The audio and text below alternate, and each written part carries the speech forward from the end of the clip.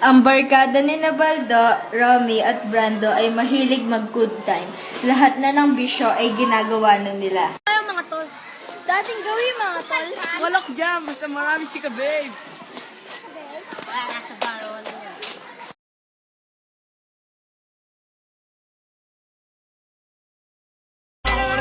Waitress! Ano pong order? Alak at pulutan pag may mga sexy mga magandang babae.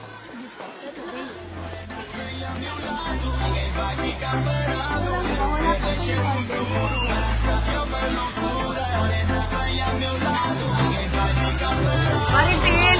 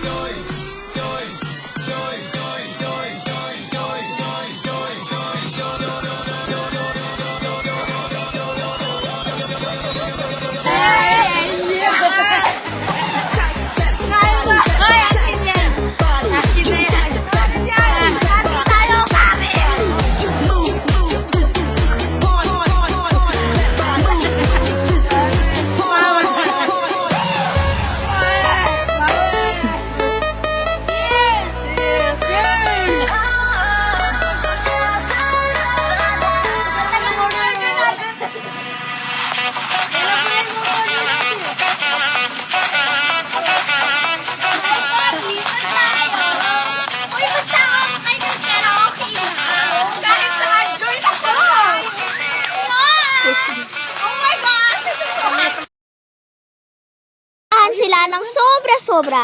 Lumipas ng ilang buwan ay ganoon pa rin ang gawain nila Baldo, Romy at Brando. Isang araw, pumunta sina Romy at Brando sa bahay ni Baldo para yayain ulit na gumimik. Ngunit nadatnan nila si Baldo na mahinang nakaratay sa kama, hindi makatayo. Isinugod nila si Baldo sa ospital. Ayayin natin yung gumimik. Oh, sige, tara. Gusto ko na rin magiging. Tara, punta natin si Baldo. Baka nagtutulog na yan. Sige, tara.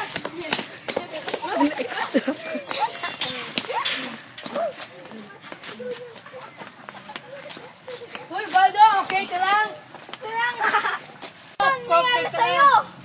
Ano yan? Matayo. Tara, dalhin natin siya sa ospital. Sige.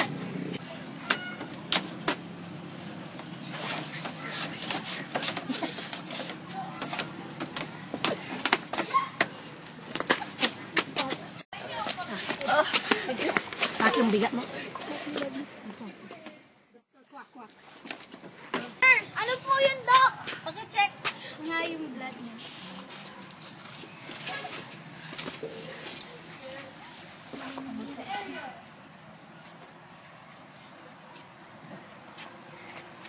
Kinuha ng doktor ang resulta at binasa na pag-alaman sa pagsusuri na si Baldo ay may sakit na AIDS dahil sa pangbababae. Ito ang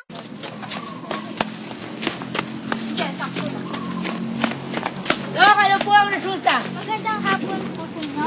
Ang resulta po ay si Baldo ay may AIDS.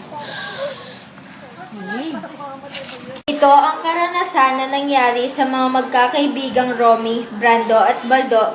Dahil sa nangyari, nagbagong buhay na ang mga magkakaibigan habang si Baldo ay tuluyan ng namatay.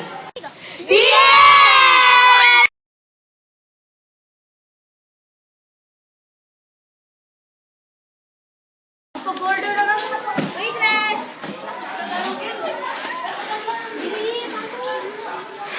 Kabigay ng order ni Ann, dun muna kayo papasok. Go! Kakat ko na lang.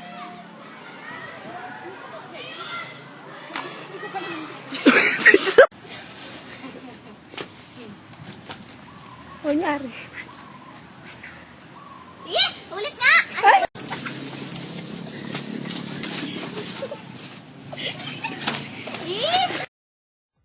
Keep a smile in my heart, nothing can tear us apart.